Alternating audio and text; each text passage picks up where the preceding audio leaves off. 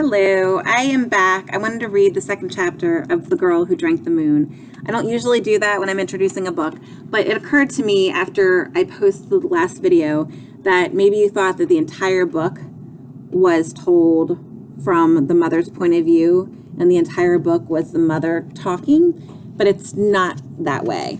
The first chapter is from the mother's perspective, but then all of the chapters are then told in a third person point of view. And every now and then there's a chapter where the mother is talking again to this child. So chapter 2, in which an unfortunate woman goes mad, is what I'm going to read to you today. Grand Elder Gerlin took his time that morning. The day of sacrifice only came once a year, after all, and he liked to look his best during the sober procession to the cursed house and during the somber retreat.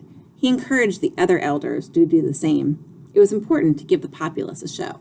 He carefully dabbed rouge on his sagging cheeks and lined his eyes with thick streaks of kohl. He checked his teeth in the mirror, ensuring they were free of debris or goop. He loved that mirror. It was the only one in the protectorate.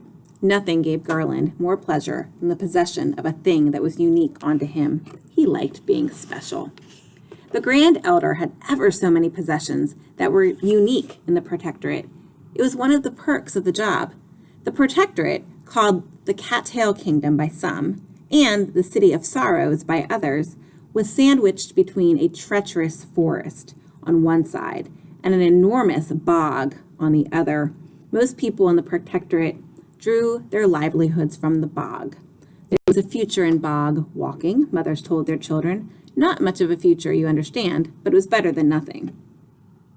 The bog was full of zyron shoots in the spring, and xeron flowers in the summer, and zyron bulbs in the fall, in addition to a wide array of medicinal and borderline magical plants that could be harvested, prepared, treated, and sold to the traders from the other side of the forest, who in turn transported the fruits of the bog to the free cities far away.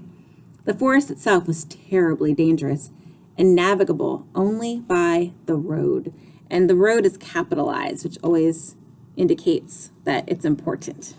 And the elders owned the road, which is to say that the Grand Elder Gerlin owned the road and the other elders had their cut. The elders owned the bog too. Bog is also capitalized. And the orchards and the houses and the market squares, even the garden plots. This was why the families of the protectorate made their shoes out of reeds. This is why in lean times they fed their children the thick, rich broth of the bog, hoping that the bog would make them strong. And this was why the elders and their families grew big and strong and rosy-cheeked on beef and butter and beer. The door knocked. "Enter," Grand Elder Gerlin mumbled as he adjusted the drape of his robe. It was Antane, his nephew, an elder in training, but only because Gerlin, in a moment of weakness, had promised the ridiculous boy's more ridiculous mother. But that was unkind. Antane was a nice enough young man, nearly 13. He was a hard worker and a quick study.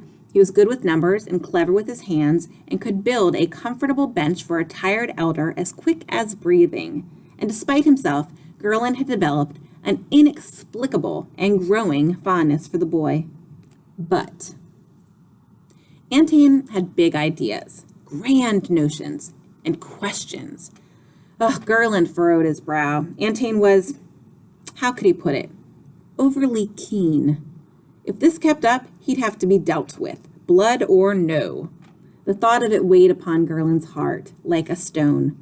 "Uncle Gerlin!" Antane nearly bowled his uncle over with his insufferable enthusiasm. "Calm yourself, boy," the elder snapped. "This is a solemn occasion." The boy calmed, visibly, his eager dog-like face tilted toward the ground. Gerlin resisted the urge to pat him gently on the head. "I have been sent," Antane continued in a mostly soft voice, "to tell you that the older elders are ready and all the populace waits along the route. Everyone is accounted for.